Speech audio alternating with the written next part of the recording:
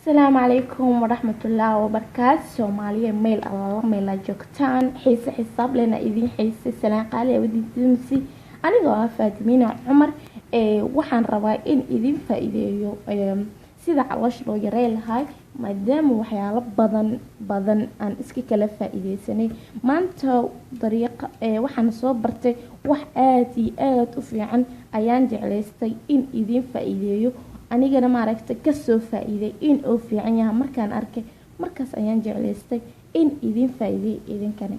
okay maadaama Soomaali walaalo isla nahay wax alaala waxaan aqaano qurbaha aan jooga wax alaala waxaan bartay misana aqaano waa ugu balan in idin faa'iideeyo okay hada jeceshahay caloosh in aad iska yareyso ka yaraato dad badan waxa jira banoon dheelaan dad badan riyaad aadayaan sida almiintada dadkaas amla jiraan wiliba waxaan dhinaca qaas oo la hadlaya gabdhaha because gabdhaha waxaan leeyahay in ay isku dadaalaan caloosha weynanimada iska dhaafaan ma aragtay gabdhaha sanadkan socda iska dhigan wixii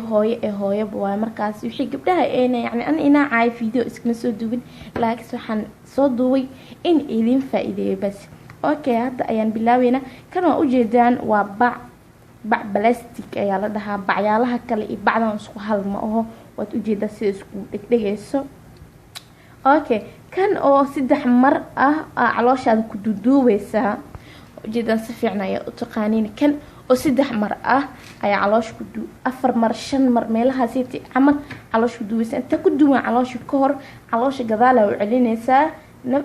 neeftaada dhan gadaal u celinay kadib caloosha ku duduubay xundurta ka soo bilaabay ilaa iyo naasa hoostiisa ku duduubay xoog ayaad ugu duduubeysa habeenkii inta aad seexan ka hor because hadda seexato xanuun iyo waxyaalahaas bandareemis mar aad jiifatay waay ma dareemaysid